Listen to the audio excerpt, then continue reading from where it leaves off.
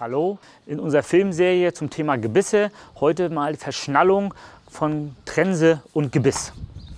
Ganz wichtig ist, dass ein Gebiss immer nur funktioniert oder richtig funktioniert in Verbindung mit der korrekten Verschnallung.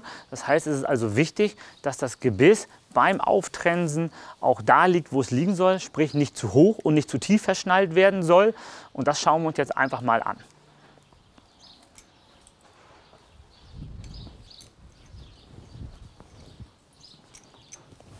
Das heißt, während das Gebiss ins Maul geführt wird und das Genickstück der Trense über die Ohren geführt wird, ist natürlich ganz wichtig, dass das locker passieren muss. Das heißt, also wenn ich da schon merke, dass ich das Genickstück so gut wie gar nicht über die Ohren bekomme, dann weiß man auf jeden Fall schon mal, das Gebiss ist zu hoch geschnallt. Dann wird entsprechend von oben nach unten werden die Riemen zugeschnürt, in dem Falle der Kehlriemen als erstes. Dann wird das Reithalfter zugeschnallt. Hier haben wir jetzt ein englisch kombiniertes Reithalfter mit einem sogenannten Kinnriemen.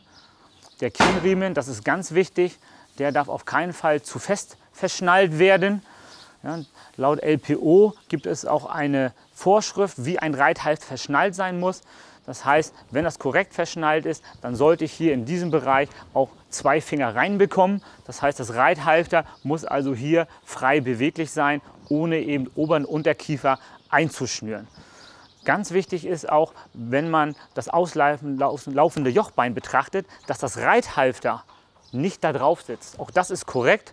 Und auch hier der Abstand zwischen Jochbein und Reithalfter ist 1 bis 2 Finger breit. Auch das ist sehr korrekt, wie man hier sieht. So sehen wir jetzt hier das Pferd nochmal mit dem korrekt verschnallten Gebiss, was die Höhe anbetrifft. Wenn ein Gebiss zu tief verschnallt ist, dann ist es so, dass es zum einen natürlich nicht mehr an der Stelle liegt, wo es liegen soll. Ich habe viel mehr Bewegung im Pferdemaul, die ich gar nicht haben möchte. Und dadurch wird natürlich eine Zügeleinwirkung auch etwas indirekter. Und wenn man sich jetzt neben das Pferd stellt und den Zügel aufnimmt, dann sieht man sehr deutlich, wie das Backenstück eben durchhängt. Ja, das heißt also, ganz eindeutig ist so ein Gebiss zu tief verschnallt. Hier sehen wir jetzt, wenn das Gebiss deutlich zu hoch verschnallt ist, dass das Gebiss richtig aus dem Maul über das Backenstück herausgezogen wird. Wir haben hier im hinteren Bereich dann schon 2 bis teilweise 3 Falten. Das heißt, wenn ich jetzt den Zügel aufnehme, dann wird einfach die Wirkung des Gebisses sehr schnell über die Lefze auf den Backenzahn erfolgen. Auch dann ist natürlich eine korrekte Hilfengebung mit diesem Gebiss nicht möglich. Hier sehen wir jetzt eine Trense mit einem englisch kombinierten Reithalfter und einer Olivenkopftrense verschnallt.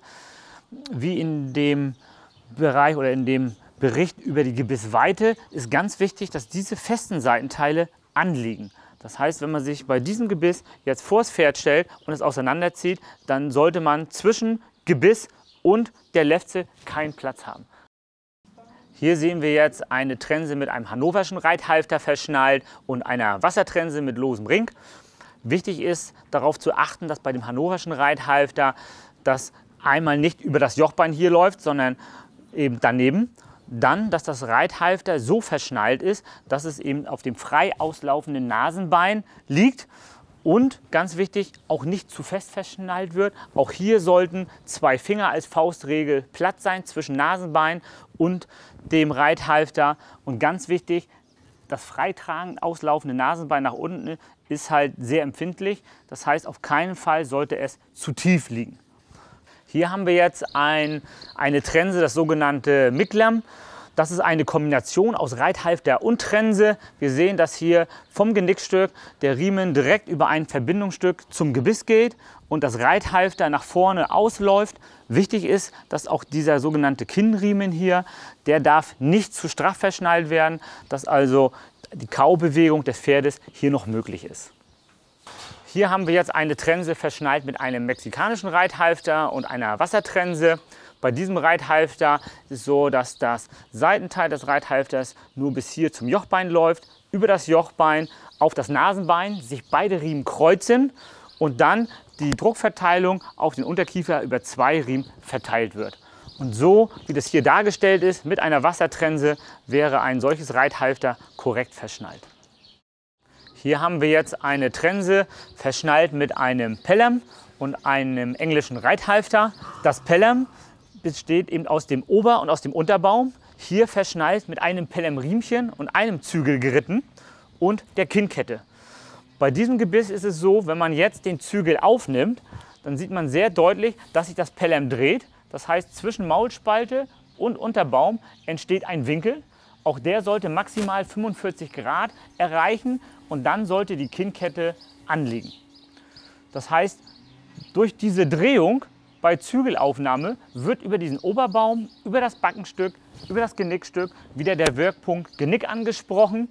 Wichtig ist, wenn ich so ein Gebiss auf dem Turnier reiten möchte, laut LPO ist diese Kombination, wie es hier dargestellt ist, mit Pelham-Riemchen und Kinnkettenunterlage der Kinnkette ab A erlaubt.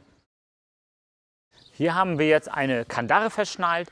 Eine Kandare wird immer mit 2 Gebissen geritten, mit der Unterlegtrense und mit der Kandare.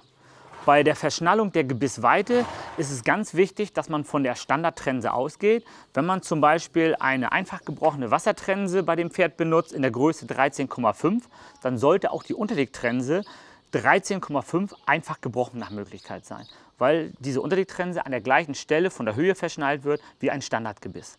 Die Kandare ist eine Stange ohne Gelenke und sollte immer 1 cm kleiner gewählt werden, also in diesem Beispiel 12,5. Und wenn das dann korrekt gewählt ist, dann sieht das so wie bei diesem Pferd aus, dass eben der Abstand bei der Kandare zwischen Lefze und dem Seitenteil eben, dass kein Abstand vorhanden ist, sondern es soll glatt anliegen.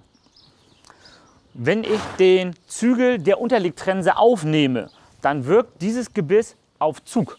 Das heißt, es wirkt auf Zunge und über die Zunge auf die Unterkieferlade. Die Kandare ist ein Hebelgebiss, das heißt, wenn ich dieses Gebiss aufnehme über den Zügel, dann sieht man sehr schön, wie sich die Kandare dreht. Das heißt, über diesen Oberbaum, über das Backenstück, über das Genickstück wird der Wirkpunkt Genick angesprochen. Ab einem Winkel zwischen Maulspalte und Unterkieferlade von maximal 45 Grad sollte die Kinnkette anliegen, damit dann in dem Bereich, wo die Kinnkette anliegt, die Hebelwirkung auf das Genick eben begrenzt wird. Das heißt, so wäre eine Kandare am Pferd korrekt verschnallt.